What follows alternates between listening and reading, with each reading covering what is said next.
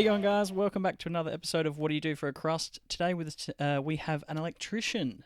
And I got to admit, you're a lot more than an electrician. Like we were just quickly going before, guys, when recording, going through your resume, and it is stacked, to say the least. But welcome. Thanks. Very excited to have you. We'll jump in real quick as we do to our normal fast five or first five. Income and salary range?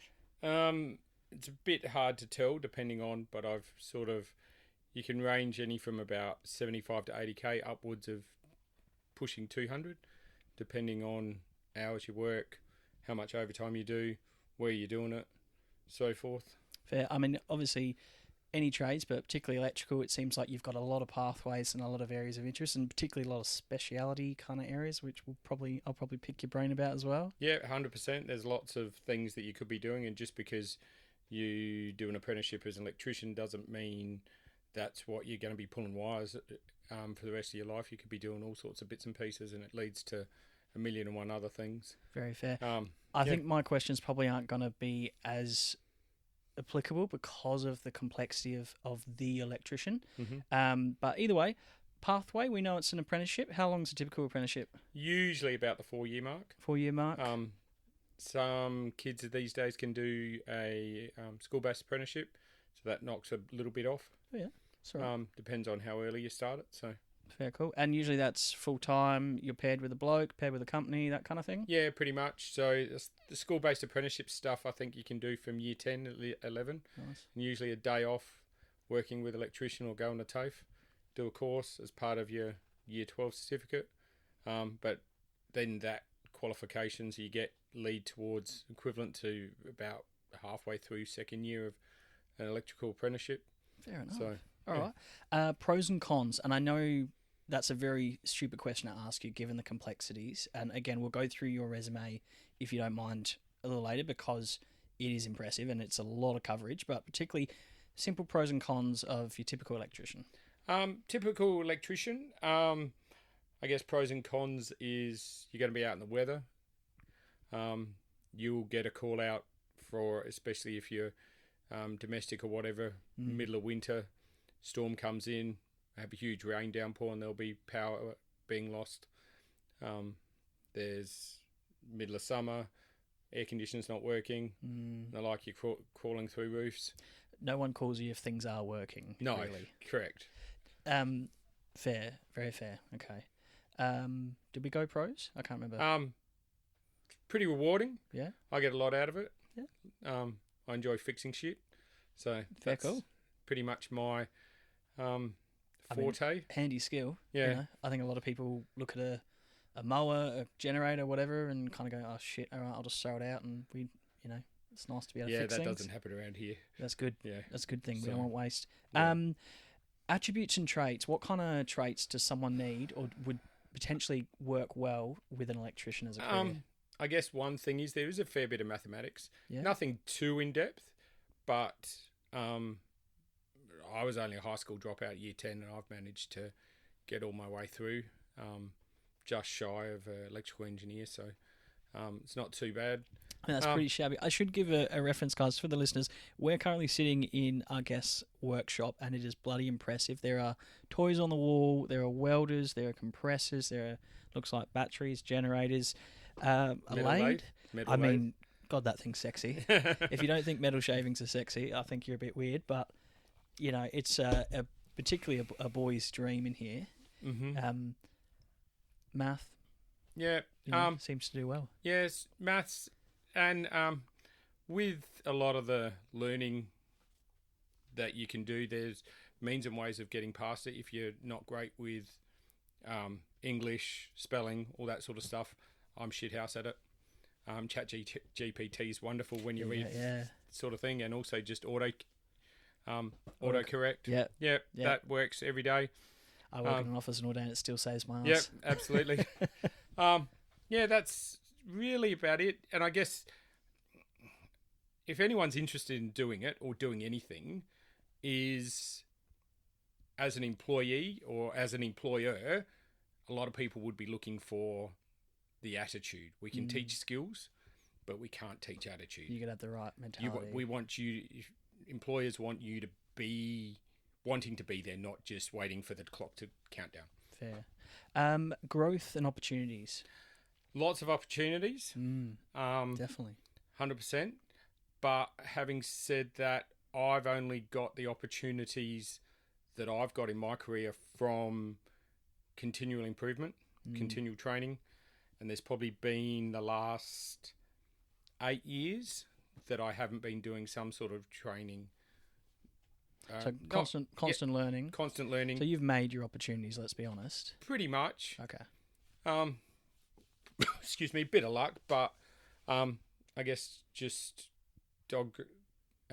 hard work and dedication to get things through. And Very cool. Can I ask you then, if you were recruiting for, say, an apprentice electrician, which I currently am now, yes. Oh, okay. Yeah. There we go. Well, geez, I didn't know that. That's a very handy question. What is your ideal applicant? Are we talking someone, year 10, not sure what they want to do? Are we talking an older individual? Like, what are you looking for? I've had a couple of trials, and that's pretty much worked out what I don't want, which was I was giving a kid a couple of days here and there sort of stuff and going through some stuff, and he just looked at me blank, and I hit him up and said, "Is this what you're interested in this?" Oh, no, not really. And then I was explaining a job, and he goes, "Oh, fuck doing that." So it's like, oh, okay, yeah, you've just made your bed. He's kind of... Yeah, I gave him one more time and didn't return my phone call, so I was like, oh, fair enough. I mean, this is something that I'm a bit personally miffed by. Why don't people return the phone call? Like, if you're not interested, fair call. If it's not for you, no worries at all. Just call you back and say, "Sorry, mate, it's not for me." Yeah. Like, it's not hard to call you All back. it was just to see if it was like short notice, but are you available tomorrow? Yeah. You're free to do anything, like work. And I pay well. Yeah. Like, even as a TA, you're getting plus $30 an hour. I mean, so pretty bloody good. I remember chalk and cheese, but obviously when I was an apprentice, you're on $6 an hour and all that kind of stuff. I remember being treated pretty roughly as apprentice, but I think a little bit of that is kind of needed. You develop a bit of a thick skin. You develop a little bit of initiative. It kind of, sometimes people do need a foot up the butt, and I probably did as well. Can I ask you then, would you ever look at, like what do they call it, like an adult apprentice? Absolutely. Yeah? Someone looking to change the scene? Yeah, I'm umming and ahhing, and I really want to... I actually was hoping to get a guy recently, but just missed out on him. He was... bugger. I think he was about a third-year apprentice, but had a falling out with his boss and sort of gave it up. Oh, jeez. And then he, misses a couple of kids and, it wasn't really feasible. But he worked for me last Saturday, and I was prepared to give him a job on Monday, but he'd already scored one from his current guy, so I was a bit disappointed with that. But that's all right. Sucks. Fuck. Yeah. All right. So I guess I run with a bit of a routine. If it's meant to be, it'll fucking happen. If it's not, it won't happen. It's not like there's obviously something better, and it's definitely don't get disappointed when it. Yeah. I know that your background and your resumes is maybe not a typical electrician. You might need to correct me here, but can we go through it? We don't need to name names, obviously, but you've got a hell of a Okay, so I left home at 16. Joined the Navy, the Royal Australian Navy, that is. I did 8 years there, so I did a mechanical apprenticeship there. Yeah. My role there was a marine technician. Served one tour in East Timor. Got out of the Navy after 8 years with full mechanical trade and then half an electrical trade. Then got a job, paper bag manufacturing, maintaining the equipment there. Yeah. Did that for about 18 months until they had to restructure and I got made redundant. In the meantime, I got a job. After that, I got a job servicing bakery equipment throughout all of Adelaide, that's where I pretty much started my upskilling. Excuse me. First things first was I was knowledgeable enough to fix electrical things, but I didn't have the right tickets. So I hit my boss up after my probation and said, "Oh, look, this is what I'd done all the research. Once again, I'd gone off my back, and I guess the thing is find solutions to problems rather than if you've got problems to present, find a solution because employers will love that." Yeah, fair enough. So, because most employers don't have times to fix shit.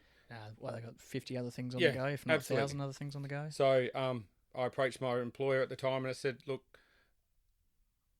we could both get in a bit of trouble here, but if you indenture me as an apprentice, I'll do my TAFE in my own time, in like RDOs and stuff. I worked out over 4 years. I only had 40 days, so 10 days annual leave. Worst case scenario, I take my annual leave. Being a bakery, servicing bakeries, you could do a job from 4 till 9 and you get 4 or 5 hours charged. Yeah. Rock up to TAFE a little bit late, which my instructors understood because I was an adult apprentice. Yeah. Piss off early and pick up another job on the way home. So boss was happy because he got 8 hours charged for the day and I didn't have to take any of my leave, and I got all that sorted out. So that was that. So I consolidated that, and then also did a B-type gas ticket. Jeez. Servicing big gas ovens and the like. So did that.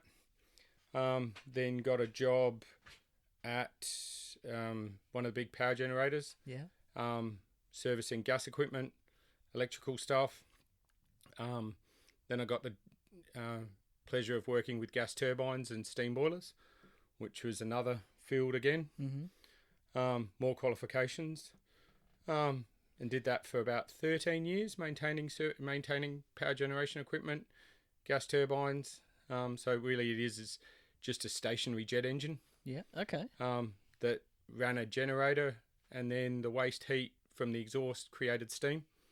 So by itself, a gas turbine is only about 30% efficient. Mm-hmm. But because we were dropping the exhaust temperatures from 650 degrees down to about 110 and using all that waste heat to make steam, they ended up becoming about a 97% efficiency. So I love that you can still remember this. Yeah. Bloody hell. Yeah.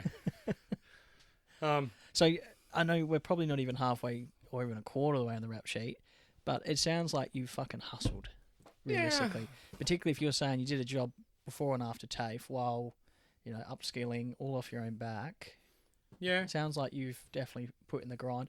Can I ask you, I think there's definitely a bit of a stereotype out there that sparkies, electricians, you just shit money, basically. And, we're talking the salary range you mentioned before, so definitely.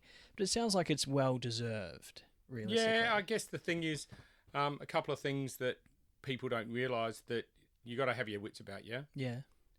If your head's not in the game, you could come home in a box. Yeah, well, fair call. So, I've seen some safety instances where someone's turned the wrong switch off, and they're there, and then there's a flash, and there's a puddle of ash. Fucking hell. So it does happen. Serious shit. Yeah. Serious shit. So I remember being in trade school and them showing you the safety video or a couple of videos in the PowerPoint, and everyone has a joke and goes, "Oh, it'll never happen to me. It'll never happen to me. It'll be right." But it does happen. Yeah, it does happen. So this day and age, high stakes, relatively high stakes. You've got to be witsy about you. There's more with it. What the degree of intensity comes with the degree of paperwork and procedures and stuff, which, excuse me, is means and ways of trying to control that. Okay. But all it takes is someone doesn't follow the procedure. One simple mistake, one job Friday arvo or whatnot. You're thinking about getting to the pub and not concentrating. Yep. Just had a fight with a misso and you're not paying attention, and then boom. Correct. Jesus. Okay. I didn't mean to interrupt you before, so we were just at jet engines. Yep. So we did pretty cool shit. Yeah. Let's be honest. So did that for 13 years. That was pretty enjoyable. Left there, the company lost the contract that I was working for, lost the contract, and was made redundant. Once again, I was sort of a bit headhunted by the pressure vessel inspector that was inspecting a lot of the vessels at Cooper's, who I'd been pretty friendly with. And we love when people on the podcast gets headhunted. We call it a big dick swinging. Don't worry. It always feels great when you're headhunted, when someone's recognised, mate, this bloke's doing well, or he's getting shit done. Yeah, we want them with us. To be honest, I was in a bit of a bad headspace. I had a few things go wrong. Just working with too many dickheads. Yeah, I mean, it happens. It's not all. It's not all positives. I gave too much of a fuck. Yeah. and it wasn't for my employer. It was more for the customer because I had a embedded relationship working with the customer for 13 years. So you built that relationship, you know. Like Didn't want to let them down. know. Yeah. But I did it at detriment to my own health. So I fucked up. I was a bit fucked up in the head there for a bit. Yeah.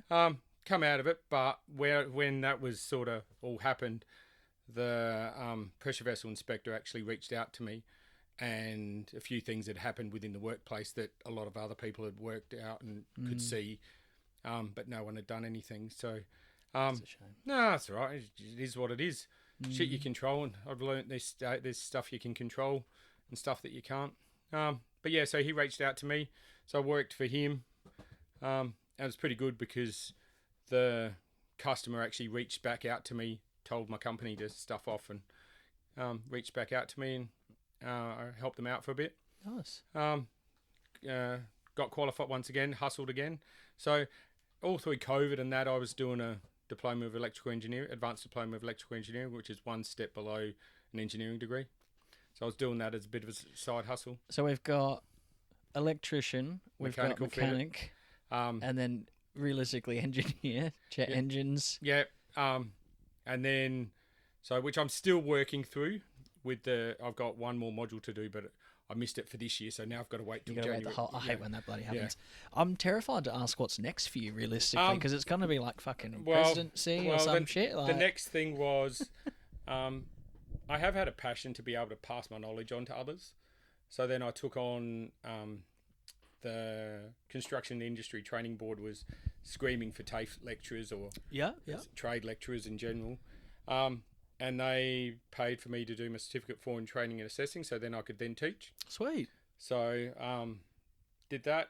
I also done a few courses there for your solar and battery tickets. So I've got fully qualified to do grid connected solar, and then grid connected and battery solar design and install. Very popular these days. It sounds like you've picked good. You've had the foresight to go, this is booming, or this is something that I know. Right. Do you know what? You what? just fell into it? It's not been foresight. It's just something I'm interested in. Okay. So you just lucky it kind of panned out. Yeah. So I gave getting back to the pressure vessel stuff, I gave that a go for about 18 months. The guy I was working for was retiring, and I got my qualification, so I ticked the box. That was pretty hard. That was probably the hardest thing I've had to do. So I've got a American Petroleum Institute in-service inspection certificate. How long is your resume? I don't know. It's about 7 pages. I mean, between tickets and coverage of jobs and stuff. Yeah, my God, 7 or 8 pages. Shit. Truth be known, I don't think I've actually pulled it out. I pulled it out the other week looking for a certificate. I would argue. I mean, if someone with your experience and skill, fucking doesn't need a resume, really. Pretty much. So, but yeah, I did that for about 18 months, the pressure vessel stuff, and I realised there was a lot of travel. It was a bit hard on the family, and it proved to me that I didn't want to get off the tools. Yeah, okay. Because it was an off-the-tools job. Yeah. Can be a hard change, just being practical, physical, hands getting dirty, getting shit done physically. And then now all I was doing was just ticking boxes. Yeah. So driving around ticking boxes, which good job. Yeah. Paid relatively okay. Yeah. You can do that when you're 60. Yeah. Probably not. No, probably not. Still be on the tools. Yeah, pretty much. And then about the same time, I got a phone call from a mate of mine who I'd had a coffee with that morning, and he said to me, he goes, "Oh, just had a phone call from a colleague. Would you want to buy a business?" It's like, oh, okay. Yeah, maybe. Do you know what? I'm always willing to listen to whatever's happening. I mean, it's a no unless you, if you blatant and say no, well, then you're not going to get anywhere. Yeah. So I took the phone, gave the guy a call, had a chat. Next thing I know, 4 days later, I now own an electrical wholesale business on top of everything else. Shit.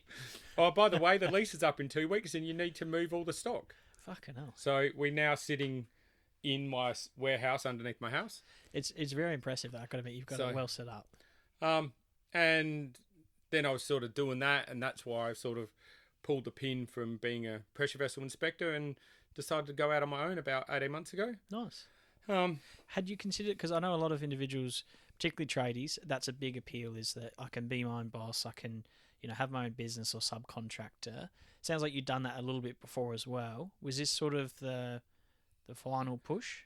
Yeah, I'd been thinking about it for a long time, and there'd been a few steps that I've come across in my it's like, okay, do I do it now when I get made redundant? Do I do it now? But I really wasn't in the headspace to do that sort of stuff. I like what you said before though about I'll just do my thing and whatever happens. Like I'll let it happen. Like you sound like you'll whatever the universe has in planned kind of thing. Like obviously you've been sorting stuff that you want to sort, following your interest, but it doesn't sound like you've set that as that's the final achievement goal, that's the finish line. You've just been like, oh, I'll see what happens. It's working for me so far. Yeah, and that's sort of about it. It's just, I guess, two things is what's meant to be is meant to be. You can't control that. There's a lot of things that, I guess, back to a work and safety thing, there's this triangle of steps to eliminate risk matrix. That's what I'm thinking of. So the top of it is eliminate. So you can try and eliminate, but then there's other steps. So you can sort of work with the controllables. Yeah. Which I try to do. Yeah. I lost my train of thought now. No, fair cool. I've got a ton of questions, so I'll definitely I'll screw up your train of thought. Sorry.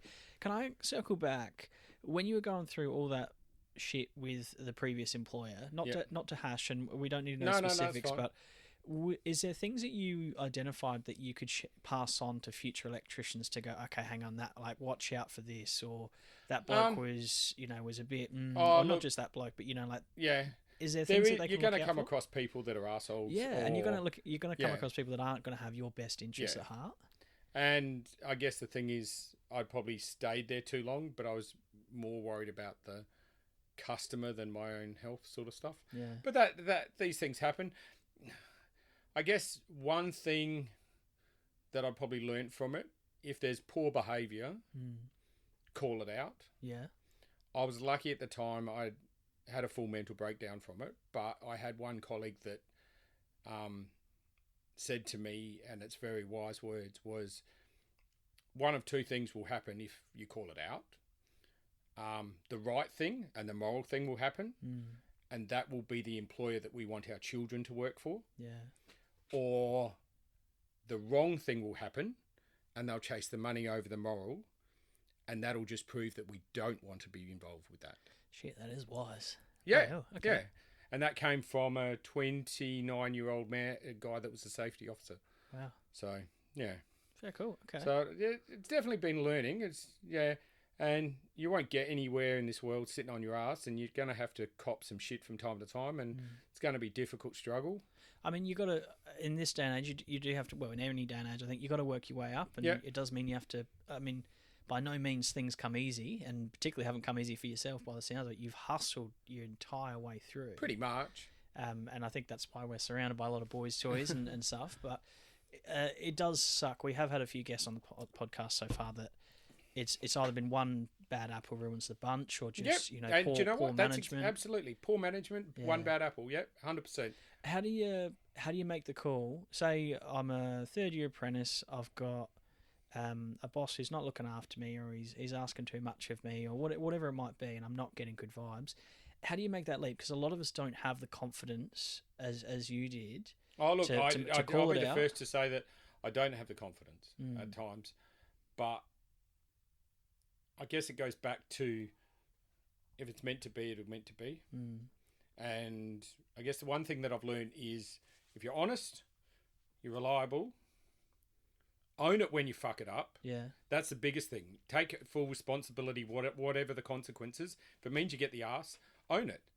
And the other thing is, if you mention that sort of stuff in an interview for the next job, that will... I personally would find that rather if I was looking to employ someone, that was like a future possible employee being honest and upfront. Fair call. So, yeah. I do, it's a hard thing these days to own up. Like a lot of, we try and look for excuses and all that kind of stuff. A prime example is I lied about some stuff that when I was in the Navy and got in, instead of having nice 5 days in Singapore after being on the ship for 3 months, I got 18 hours because I fucked up and I lied about something, and Yeah. the guy before me fucked it up. He didn't get into trouble, but I did because I lied. So, Mm. yeah. But if I hadn't lied, he would have got fucked up. Yeah. So, yeah. It's a shit when that happens, isn't it? Yeah. Yeah.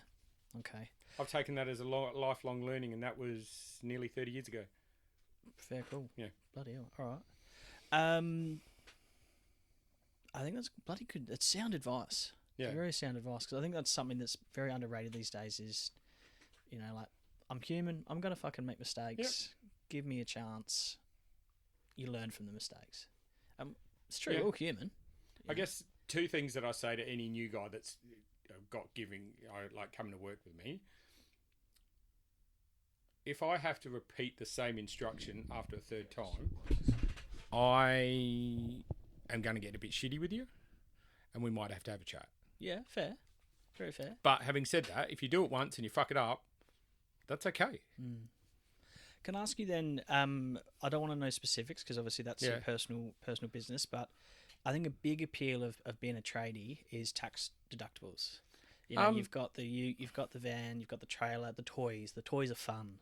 Yeah, I guess you do have to have your wits about you. Yeah. I'm pretty lucky. I'm married to a bookkeeper. Very handy. She definitely keeps me under reins. Yeah. So, hopefully she wants to be on an episode. Crust. Yeah. A bit of a plug there, but yeah, fair.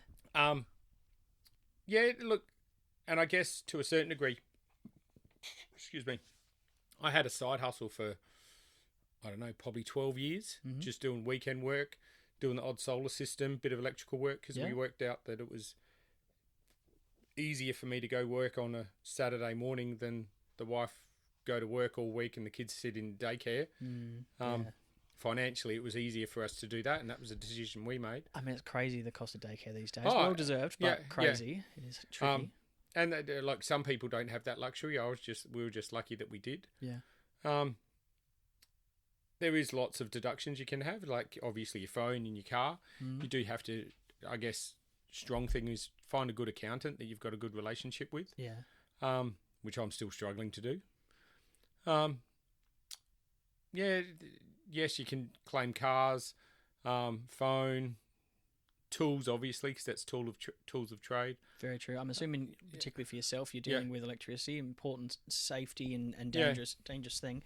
I'm an ex-plumber, so we naturally do not trust electricity. It freaks the shit out of me.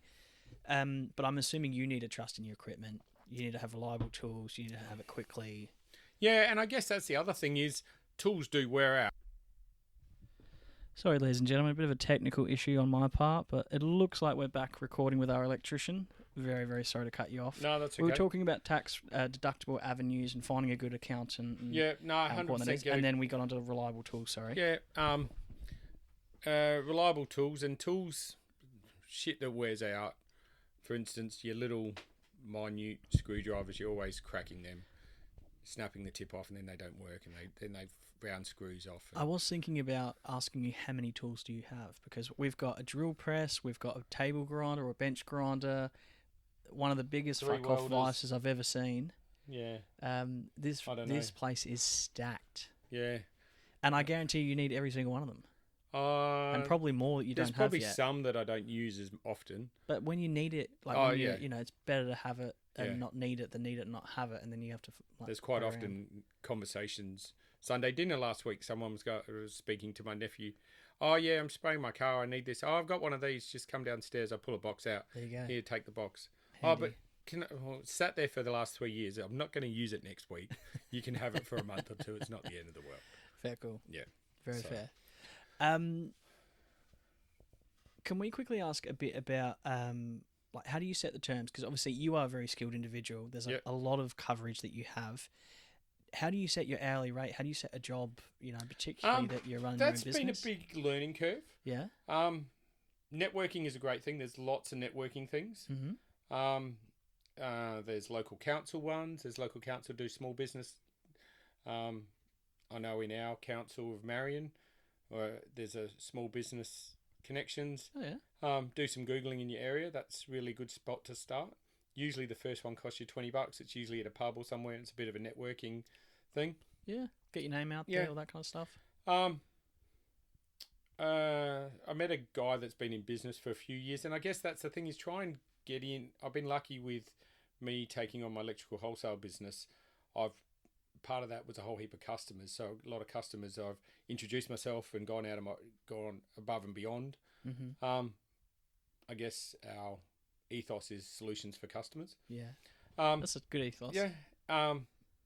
And from that, it's, cool, Dave will sort you out. Cool, Dave will sort you out.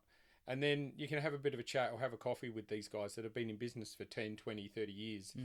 And they give you they'll have a bitch to you, and then you take that information, or you can sort of ask the question and pick your brain.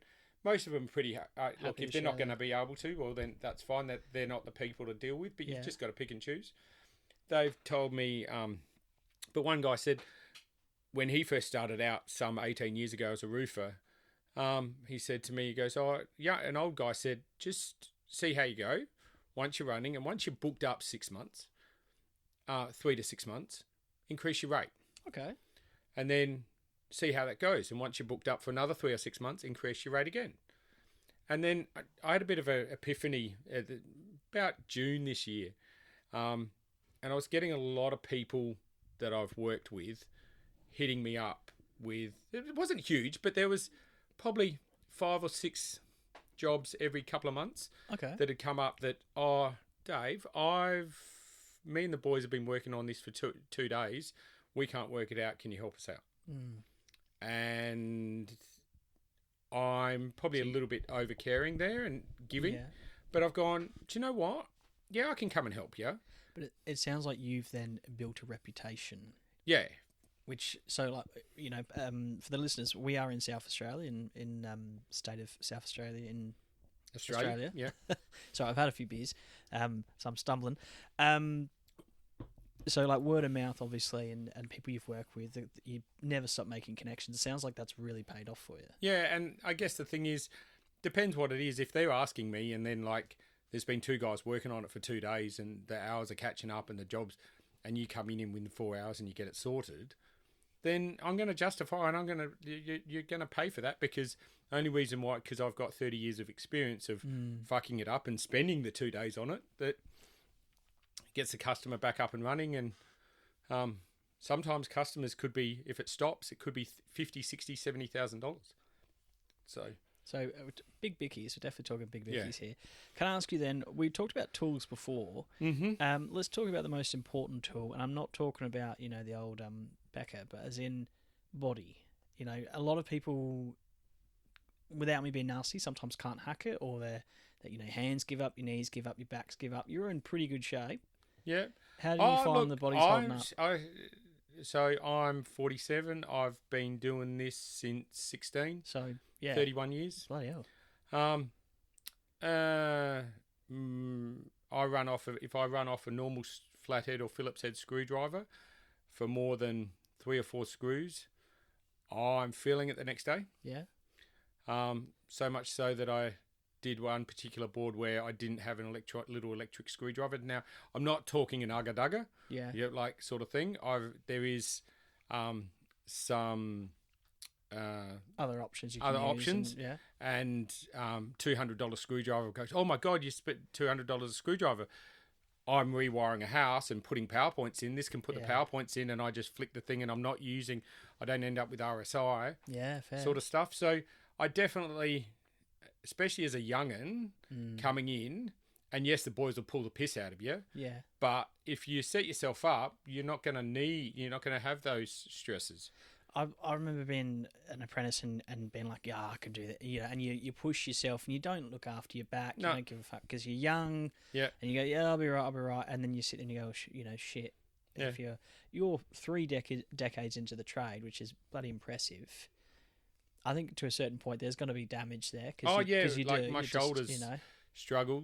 Like I couldn't throw solar panels every day. I'm only doing like one a week, one a fortnight. It's a physical job. I think a lot of people, there's a bad stereotype out there about particularly electricians that they don't work hard, and I think you're definitely proven the other side. I'll try and find an easy way of doing it. Don't you worry. Yeah, fair. But I think we'd be stupid if we didn't. Oh, absolutely. And there's sometimes the time doesn't allow or the job doesn't allow, and you've just got to get stuck into it. Where stripping down a steam turbine or whatever, and you're pulling on a 2.5 meter bar, trying to crack bolts and stuff, and it's just brute force. So, so we're talking. You do need to be physically fit. You do need to be strong. Yeah, that's fair. Yeah. Okay. Interesting. All right. What's your favourite thing to do? Is there a particular niche that you're really enjoying at the moment? I guess I love the fault finding, the challenge of the fault find. Okay. Trying to find, once again, solutions for customers, whether it's customers. I feel like you're very problem solve focused. Oh, absolutely. Most people are like, oh, for fuck's sake, why is it like, a fucking problem, and don't want to have to find the problem. And you know what? When I find the problem or like find the broken part, my what's the root cause analysis that's caused that problem to go? I had a prime example with today. I had did some shift coverage the last couple of weeks ago. Little power supply shit itself. Okay, yeah. Got one up going. I was expecting there was a coil gone or something that had taken it out, because we worked out whoever wired it up, the fuse was rated more than the maximum current of the okay. So it's power supply. So it's like power, instead of the fuse blown, the power supply's blown up. I got a phone call from him. He goes, that power supply's just done, like shut itself. It's like, oh, okay, cool, no dramas. And he goes, I found something wrong with one of the coils. It was just down in resistance. So it was caught drawing a bit excess current. So he's replaced that, and it's all good. So just because you replace something, there's always a reasoning behind it. Yeah, and I think a lot of people look at the hourly rate and go, holy shit, you fixed it in 2 minutes or 10 minutes, and your hourly rate is $200-300 an hour. Yeah. But that doesn't include the over 3 decades worth of experience, the multiple tickets, the effort and the extent and the hustle that you've done in that kind of avenue. Yeah. Like, you get what you pay for. Yeah, absolutely. And everyone's you got to start somewhere as well. Yeah, very so, fair. Yeah. Fair, cool. Bit of a controversial question, because everyone's different in this avenue, particularly tradies, and it's a big debacle. I can see you've got Makita behind you. Yeah. Some people in Milwaukee, DeWalt, Well, I've gone to the red side as well, and I know a lot of blokes now. Just to give you a heads up, I recently purchased the little 12-volt Milwaukee tech driver and drill set. Yeah. Predominantly because it's about half the weight of the Makita, and all the light duty stuff. It does all the light duty stuff that I need to do. If I just need to put it, but mind you, we used it trying to pull some stuff off of a roof and some solar panels off a roof. Okay. It didn't do it. Put the Makita in. That didn't do it. But then the Milwaukee 18-volt did. Okay. So, but my Milwaukee gear is 15 years old now, 14, 15 years old. So it's not brushless. I think I've got one brushless. Fair. So, it's getting a bit tired. Probably due for some new. Fair, cool. I do know a lot of people that are converting over to the red and white and definitely taking that appeal, which is fair.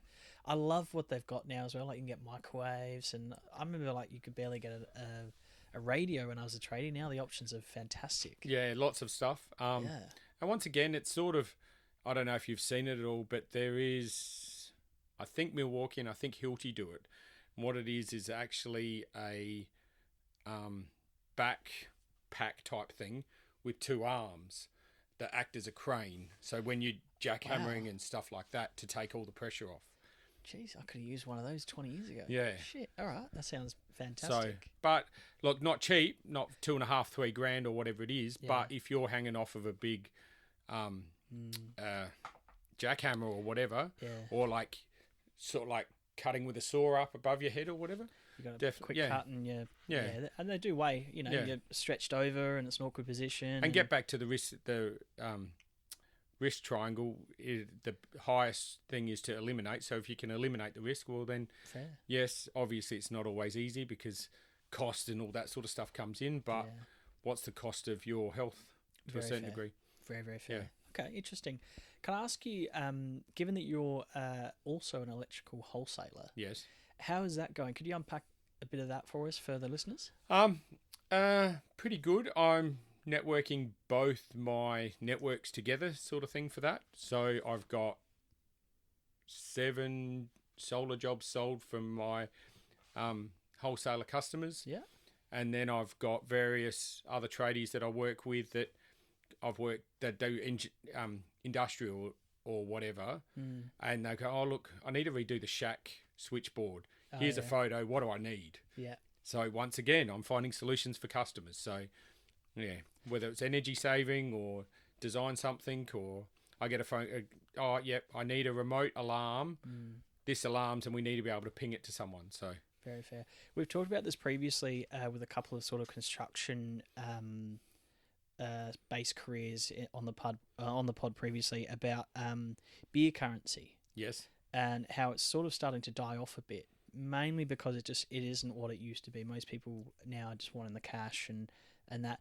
Are you still getting blokes that are like, oh, I'll give you a carton of beer and that kind of thing? And truth be known, one of my last jobs was actually at a brewery, and I'd quite often get that. yeah, But not any time recently, to be brutally honest. fair enough. So It seems to be a bit of a dying art. You know, you used to be Yeah. able to, I'll give you a couple of slabs and Yeah. you'll sort me out. But I think these days people are sort of going, well, we want the cash or we need the cash because it's important, and probably not to be dodgy, but probably given that your partner is a bookkeeper, it's hard to log cartons of beer on the sheets. yeah. Oh, look. Customers that do buy stuff do get bags of lollies and stuff in things, so we definitely do that. Nice. So, and a lot of our big customers get Christmas little hamper or whatever, so we make a point of doing that. That's So, I like and that. it makes it personal and It gives does. It really 'cause- does. It's a dying art these Yeah. days. No one seems to really go.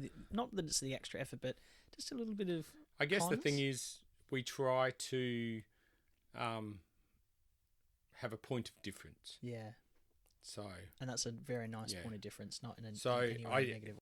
Apologies, ladies and gentlemen. We're having a few technical issues, and it's absolutely my fault. So I am new at this, so please give us some grace. We were in the middle of the fact that your wholesaler goes above and beyond, and obviously gives, not definitely not bribery, but you do. It sounds like just nice, heartfelt things to sort of stand out. yeah, and I guess that's the thing is I learnt that there's a few of them out there that do that. That I've gone, well, there's no reason why I can't do that sort of It's stuff. a nice touch. Yeah. I always think about the Bunnings campaign. They used to, the Dulux thing. They give you Jelly beans. yeah, jelly beans. Yeah. And Yeah. instantly, as soon as I said that, you were like, Yeah. oh yeah, jelly beans, and you're sitting there going, it's a clever idea. No, I guess the other thing I always do is it pulls on the heartstrings a bit when you say, oh, it's a full family business. Yeah. Kids help me pack orders. Wife does the books. And if Yeah. you're really in a pickle, my old man's retired and I can get it to you that day. It's like, then they realise that it's not going to a big... And then usually most I would people will... absolutely go to the local Yeah. family man Look, every day of the week. I've had a few customers, oh, yeah, you're 10 cents more expensive than others. That's fine. That'll just prove that they're not my customers. Yeah, that's fine. Yeah. And I do think it's the kind of thing you can't stint on. It is important. It is, it's whether it's for a home or something industrial, you're dealing with Yeah. electricity. Like I said, no one calls you if everything's working in perfect order. A And lot of I'm assuming, and please correct me here if I'm wrong, a lot of electrical is not maintenance. It is you're fixing a problem. yeah, there is maintenance. There's, I had a new install that I actually refused to install. Guys installed it, imported some stuff from China. Oh, okay. And it's come out, and I've checked the ratings, and the ratings aren't as per our voltage ratings. Oh shit. The way that it was wired was backwards. And I've worked on a couple of his things, just fixed stuff for him, but I didn't install it. Someone else did. Okay. And he wanted me to install this, and it's like, well, I sought a bit of advice from the Office of the Technical Regulator to see what the go is and what we need to do and what the standards say. Okay. And they've been really helpful, and they've gone, oh, look, yeah, just don't. It's like, no, fair enough. That's what I It's thought. not worth it. Yeah, and it's not worth me losing my license. I won't be covered by insurance, so if anything goes wrong, I'll have to wear it. Yeah, jeez. Yeah, someone gets hurt, the next thing I know, I'm locked up, sleeping next to Bubba. I think that's why, if you're very fair, I think that's why I always really respect individuals that, very much respect individuals that start their own business and go out on their own, because it's all on you. You've really got to look after your own back. You are a family business, all that kind of stuff. It's very important. A lot of weight on those shoulders. Yeah, absolutely. And the solar panels. Yeah, You know? I guess, yes, there is a lot of weight there, but I've just really just stuck with my same ethos that try to do the right thing by people, honest, own it when you fuck up, and 90% of people will be okay when you stuff it up and you go, oh, look, I'm really sorry, this is what's happened. I did a major stuff up once. I forgot one step on a programming and wiped the program of a off-grid solar system, and it wasn't. We're not talking like a beach shack. We're talking a rather large, multi-million-dollar home. Okay. And I just assured him. I said my words to him were, "I don't really care whether you use me again or not, but I won't be leaving here, or won't be leaving you out of lurch. I might need to do some research and get some help and stuff, but I'll get it fixed." Cool. No dramas. Yeah, fair enough. I think most people are pretty appreciative and know, like, particularly if you're upfront and honest. And it sounds like just good qualities to not just run a business, but to promote travel yourself. life. Yeah, literally. Yeah. We're not just talking careers here; we're talking life avenues. Well, we are at time. Apologies for the muck around with the technical. I feel really embarrassed having technical issues in front of Electrician. It's of all the bloody episodes, this is the one that happens. Just to give you a heads up, I am shit ass at programming and computers, so I wouldn't be much better. You'd be surprised. I tell you, with all your tickets, I guarantee you'd pick it up in about 2 minutes, I reckon. Thank you very much. No, really thank you. Appreciate it. I made this joke before in the last sign-up that I mucked up, but I'm very glad I'm not paying your hourly rate, because the amount of tickets and stuff, I don't want to have to afford My that. general hourly rate's not too bad. It's only when you fucked it up and you're calling me that the hour rate increases. Yeah, fair. I don't think a lot of people would want to know how much that is, but obviously worth it. Like, as in, like, well deserved. That's the whole point. Yeah. Thank you very much for being here. No problems. Thank you very much. Greatly appreciated. Cheers. Cheers.